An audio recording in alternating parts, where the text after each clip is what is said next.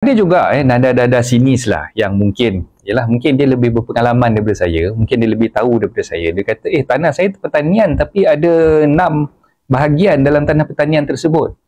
Okey, barang diingat tuan-tuan dan puan, kalau misal kata tanah asal tu statusnya pertanian tapi tiba-tiba ada 6 bahagian di atas tanah pertanian tersebut, itu adalah pembahagian ataupun kita panggil dia turun milik akibat kematian, tanah pusaka. Status tanah pusaka ni berbeza.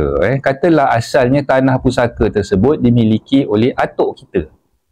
Atuk kita meninggal katalah tahun 2000. Tahun 2000 atuk kita meninggal. Bila atuk kita meninggal, kita buat permohonan untuk mentadbir pusaka tanah arwah atuk kita tersebut.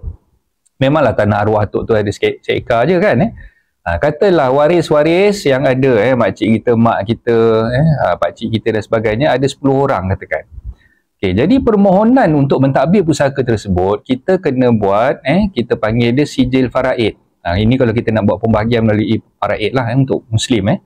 Okay, kita panggil sijil faraid. Jadi sijil faraid ni, bila kita bahagikan, memanglah pembahagian tu berdasarkan kepada pecahan-pecahan yang diberikan melalui hukum faraid tadi. Ada lelaki dapat 1/25 bahagian katalah sebagai contoh. Saya pun nak kira apa semua tu tak berapa faham sangat, ataupun mungkin saya nak kena ambil kalkulator baru saya boleh tolong kirakan. Tapi saya bagi ni sebagai contoh. Anak perempuan katalah 1/36 katakanlah macam tu kan. Okey, jadi 10 orang adik-beradik, setiap orang adik-beradik tu ada bahagian-bahagian masing-masing. Jadi bila kita buat urusan untuk mentadbir pusaka, mentadbir pusaka, kita mohon sijil faraid daripada Mahkamah Syariah.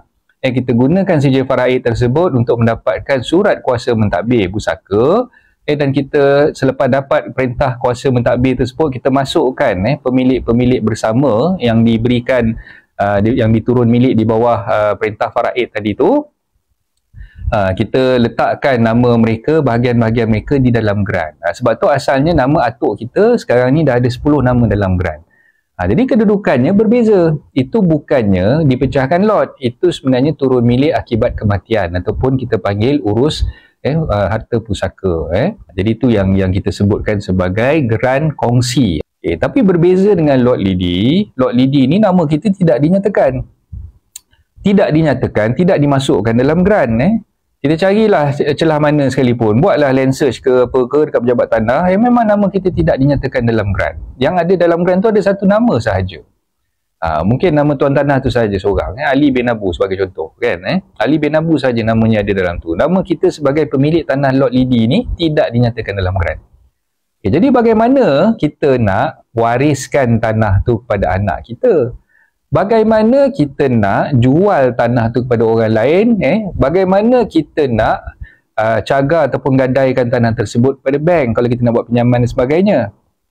Inilah yang saya katakan bahaya bila kita beli tanah lot lidi. Sebab kita tidak boleh wariskan tanah tersebut kepada anak-anak kita. Kita tak boleh hibahkan tanah tersebut kepada pasangan kita. Kita tak boleh nak cagarkan, kalau kita nak buat pinjaman bank, nak buat pinjaman bercagar, tak boleh nak cagarkan tanah tersebut pada pihak bank. Kita tak boleh nak pindah milik, nak jual tanah tersebut kepada orang yang lain untuk membeli apa yang mungkin ada orang nak beli tanah tu. Tapi kalau saya jadi pembeli, memang bodoh lah saya nak beli tanah lot lidi. Kenapa saya nak menjerut leher saya nak membeli tanah yang memang nama saya tak ada dalam geran?